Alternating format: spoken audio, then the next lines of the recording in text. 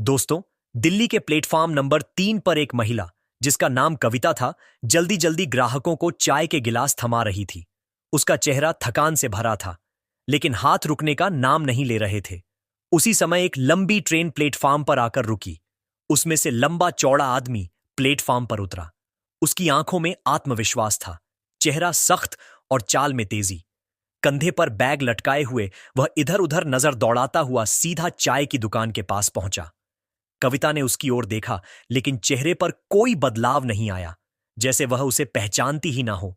उसने गिलास में चाय डाली और पूछा, लो जी, चाय पी लो। आरएस डेन का गिलास है। सबसे सस्ता उस आदमी ने गिलास लिया, लेकिन उसकी निगाहें कविता पर टिकी रहीं। एक घूंट पीने के बाद वह धीरे से बोला, कविता, मैं हूं रोहन, तुम्हारा पति। कविता ने बिना पलक झपकाए सीधे उसकी आंखों में देखते हुए कहा, गल पहचान है आपकी। मेरा कोई पति नहीं है, और अगर होता भी तो इस तरह बीच स्टेशन पर आकर खुद को साबित नहीं करता। रोहन ने गिलास मेज पर रखा और थोड़ी ऊंची आवाज में कहा, तुम मुझे पहचानने से इनकार कर रही हो। यह नाटक बंद करो कविता। मैं 7 साल बाद लौटा हूं, आईपीएस बनकर तुम्हारे लिए। कविता ने जोर से कहा, 7 साल तक तुम्हारा कोई पता नहीं था, ना फोन ना चिट्ठी। तुम्हें मेरी याद तब आई जब तुमने वर्दी पहन ली। और सुनो, यहां भीड़ है, बेकार का तमाशा मत बनाओ। रोहन का चेहरा लाल हो गया। उसने गुस्से में पास खड़े एक लड़के को हटाया और कहा, तुम मेरे साथ चलो, अभी बात करनी है। कविता ने हाथ झटकते हुए कहा, मुझे कहीं नहीं जाना, मेरा काम है, और काम के वक्त फालतू बातें करने का समय नहीं। रोहन ने इधर उधर देखा, फिर उसकी कलाई पकड़ ली और भीड़ से दूर खींचते हुए प्लेटफॉर्म के किनारे बने पुराने वेटिंग रूम में ले गया। दरवाजा अंदर से बंद करके रोहन ने गुस्से से कहा, अब तो कोई तमाशा नहीं है। बोलो, तुम ये इनकार क्यों कर रही हो? मैं तुम्हारा पति हूं, ये तुम जानती हो। मैं नौकरी के लिए गया था, तुम्हारे लिए मेहनत की, और आज जब सफल होकर लौटा हूं, तो तुम्हारा यह रवैया? कविता ने आंखों में सीधी चुनौती के साथ जवाब दिया, पति, तुम्हारे पति होने का सबूत क्या है? 7 साल पहले तुम बिना कुछ कहे चले गए थे। तब भूखी प्यासी मैं यहां चाय बेच रही थी। तुम्हें किसी दिन याद आया कि मैं कहां हूं, कैसी हूं, और अब अचानक लौटकर कहते हो कि साथ रहना होगा? नहीं रोहन, मेरे लिए तुम कुछ भी नहीं हो। रोहन ने दांत भीते हुए कहा, तुम्हें मेरी मेहनत की कीमत नहीं पता। मैंने अपनी जान दांव पर लगाई, ट्रेनिंग, पोस्टिंग सब झेला, ताकि तुम्हें बेहतर जिंदगी दे सकूं, और तुम कह रही हो कि मैं तुम्हारे लिए कुछ भी नहीं हूं। कविता ने ताना मारते हुए कहा, बेहतर जिंदगी, वो जिंदगी जिसमें 7 साल तक पत्नी का कोई अता पता ना हो। तुम्हारे लिए यह सिर्फ अहंकार की जीत है। रोहन, रोहन, कविता, अगर तुमने इस जिद को नहीं छोड़ा तो यह मत सोचो कि मैं हार मान लूंगा। मैं तुम्हें जब तक सच्चाई नहीं मानूंगी तब तक चैन से नहीं बैठूंगा। कविता ने बिना डरे जवाब दिया, तो कोशिश कर लो रोहन, लेकिन याद रखना, मैं अब वही औरत नहीं हूं जो तुम्हें विदा करने स्टेशन आई थी।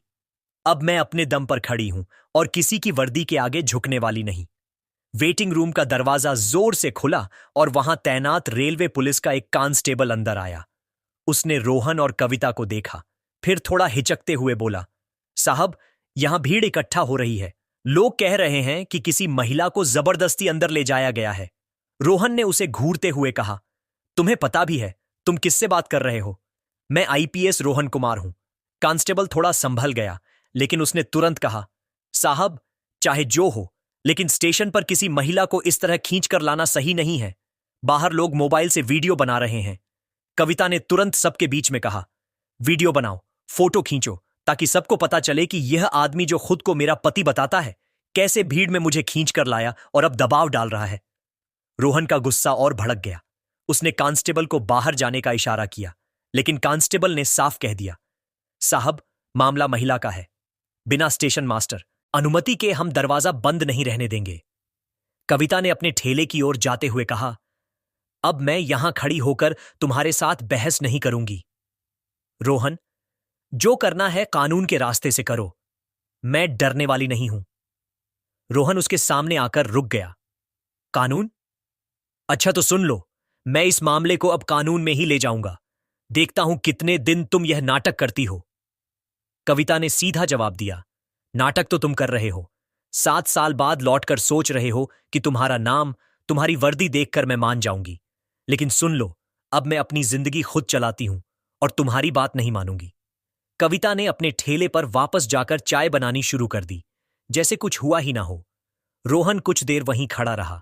उसकी आंखों में अब गुस्से के साथ साथ एक अलग तरह का सन्नाटा था। वो बिना कुछ बोले धीरे धीरे प्लेटफॉर्म से बाहर निकल गया, लेकिन जाते जाते उसने अपनी जेब से मोबाइल निकाला और किसी को कॉल लगाई। हाँ, मैं हूं। कल सुबह स्टेशन पर आना, साथ में 2-3 लोग और लाना। यह मामला अब यहीं खत्म नहीं होगा। कॉल खत्म होते ही उसने एक आखिरी बार पीछे मुड़कर कविता को देखा। वो ठेले पर खड़ी ग्राहकों को चाय दे रही थी, जैसे उसकी मौजूदगी का कोई असर ही ना हो। अगले दिन सुबह स्टेशन पर माहौल सामान्य नहीं था। 9 बजे प्लेटफॉर्म से रोहन आता हुआ दिखाई दिया। इस बार वह अकेला नहीं था। उसके साथ 2 पुलिस वाले भी थे। सभी के चेहरे पर गंभीरता थी। रोहन सीधा कविता के ठेले की तरफ बढ़ा। भीड़ तुरंत इकट्ठा हो गई। रोहन ने ऊंची आवाज में कहा, कविता, आज भीड़ के सामने फैसला होगा। तुम मुझे पहचानने से मना करती हो, ठीक है, लेकिन अब यह मामला सिर्फ तुम्हारा और मेरा नहीं है। यह अब कानूनी मामला है। मैं तुम्हें थाने ले जाऊंगा। कविता ने ठंडी आवाज में जवाब दिया, ले जाओ। मैं किसी से नहीं डरती, लेकिन वहां भी यही कहूंगी कि तुम मेरे पति नहीं हो, और तुम हो भी तो 7 साल तक गायब रहने वाले आदमी की जगह मेरी जिंदगी में अब नहीं है। रोहन ने पुलिस वालों को इशारा किया। उनमें से एक आगे बढ़ा और कविता से बोला, मैडम, आपको हमारे साथ चलना होगा। स्टेशन पर हंगामा और झगड़ा करना गलत है। कविता ने ठेले से चाय का गिलास उठाकर जोर से मेज पर पटका और कहा, हंगामा मैंने नहीं किया, ये आदमी कर रहा है। 7 साल बाद लौटकर जबरदस्ती मुझे कि तुम मेरी पत्नी हो, और अब पुलिस का इस्तेमाल कर मुझे डराना चाहता है। चलो, मैं तैयार हूं थाने जाने को। वहां सब सच सामने आएगा। थाने पहुंचते ही स्टेशन का यह मामला और गमा गया। एसएओ ने दोनों को सामने बैठाया।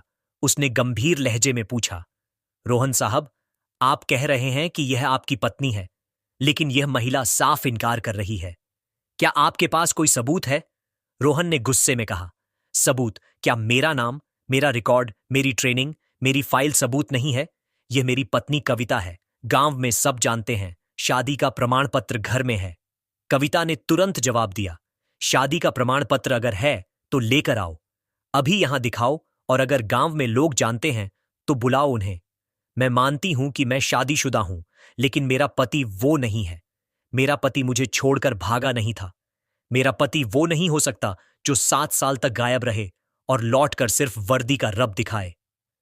थाने का माहौल भारी हो गया। सिपाही और अफसर सब चुपचाप खड़े थे। ऐसे उन्हें दोनों की बातें सुनी और सख्ती से बोला, यह मामला पति पत्नी का विवाद है। रोहन साहब, आप आईपीएस हैं, फिर भी आपने अपने पद का दुरुपयोग किया, और कविता जी, आप भीड़ के सामने गर्म हुई। दोनों को ही कानून मानना होगा। रोहन गुस्से में उठा और टेबल पर हाथ मारकर बोला, मैं यह बर्दाश्त नहीं कर सकता कि मेरी पत्नी मुझे पहचानने से इनकार करे। कविता गुस्से में बोली, और मैं यह बर्दाश्त नहीं कर सकती कि कोई आदमी वर्दी की